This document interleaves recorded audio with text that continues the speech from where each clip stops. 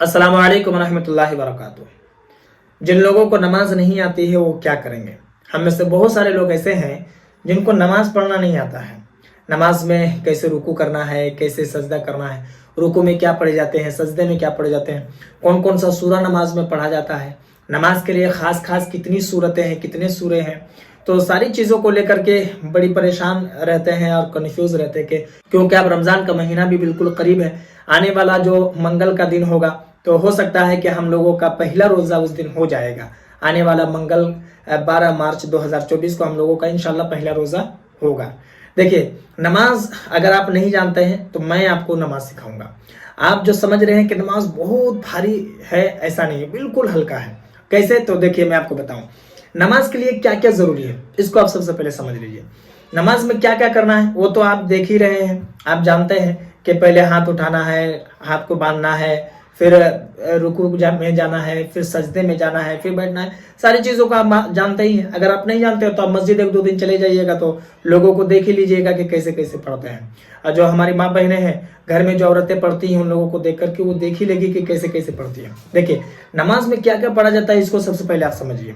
नमाज में ज़रूरी है कुरान शरीफ का पढ़ना, ठीक है। सबसे पहले तो आपको सूरा फातिहा पढ़ना होगा, यानी कि अल्हम्दुलिल्लाह रब्बिल आलमीन अर्रहमानिर रहीम। ये सारे लोगों को याद रहता है, ठीक है। अगर आपको याद नहीं भी है ना तो आप एक दो दिन मस्जिद जाइएगा, इमाम साहब को सुन सुन के याद कर लीजिएगा, 2-3 दिन में ही याद हो जाएगा। इसके अलावा क्या कर पढ़ा जाता है? सूरा पढ़ा जाता है।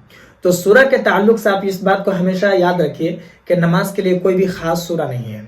कुरान शरीफ का कोई भी सूरा आप पढ़ सकते हैं, जैसे इन्ना आतैना कल कौसर फसल्लि लिरब्बिका वनहर हो गया, कुल हुवल्लाहु अहद अल्लाहु समद लम यलिद वलम यूलद वलम यकुल लहू कुफुवन अहद, ये एक सूरा हो गया, एक छोटा छोटा सूरा है। अगर इसको भी आप याद कर लेते हैं, मुझे तो लगता है कि आपको जरूर याद होगा। और अगर याद नहीं है तो आप याद कर लीजिए, 2 से 3 दिन में याद हो जाएगा। जितना भी कमजोर आपका जहन हो इसको याद कर लीजिए और आप हर रकात में इसको पढ़िए और दूसरा कोई सूरा याद करने की कोशिश करते रहिए। जैसे कोई दूसरा सूरा याद हो जाएगा तो फिर हर रकात में आप अलग अलग सूरा पढ़िएगा, फिर एक और सूरा, कम से कम इसी तरीके से 5-6 सूरा आप पढ़ लीजिए, याद कर लीजिए, फिर आपको कोई परेशानी नहीं होगी। तो बस सूरा फातिहा पढ़ना है, सूरा पढ़ना है। जब रुकू में जाइएगा तो वहाँ सुबहान रब्बिल अज़ीम पढ़ा जाता है, जो कि 3 मरतबा पढ़ा जाता है, मतलब सुन्नत है 3 मरतबा पढ़ना। उसके बाद जब उठिएगा और फिर जब सजदे में जाइएगा तो वहां भी वही सुबहान रब्बियल आला दोनों सजदों में पढ़ा जाता है, जो कि 3-3 मरतबा पढ़ना सुन्नत है। उसके बाद जब 2-4 रकात वाले नमाज पढ़ रहे हैं तो दूसरी रकात में बैठेंगे, तशहुद पढ़िएगा, अत्तहियातु लिल्लाहि वस्सलावातु वत्तय्यिबातु अस्सलामु अलैका अय्युहन नबिय्यु व रहमतुल्लाहि व बरकातुहू, अस्सलामु अलैना व अला इबादिल्लाहिस सालिहीन, अशहदु अल्ला इलाहा इल्लल्लाह व अशहदु अन्ना मुहम्मदन अब्दुहु व रसूलुहु। इसको पूरा आप पढ़िएगा, ठीक है। स्क्रीन पर आप देख के याद कर लीजिए। इसके बाद फिर जो 2 रकात मुकम्मल हो जाएगी, यानी कि आखिर रकात में जब आप पढ़िएगा तो फिर से तशहुद आपको पहले पढ़ना है। उसके बाद फिर दुरूद इब्राहिम पढ़ना है, अल्लाहुम्मा सल्लि अला मुहम्मद, जो आपको स्क्रीन में दिख रहा है। उसके बाद दुआई माशूरा पढ़िएगा, अल्लाहुम्मा इन्नी ज़लमतु नफ्सी ज़ुल्मन कसीरा। और ये तमाम तर चीज़ें अगर आपको याद नहीं है तो इन तमाम तर चीज़ों का आप याद करने की कोशिश करते रहिए।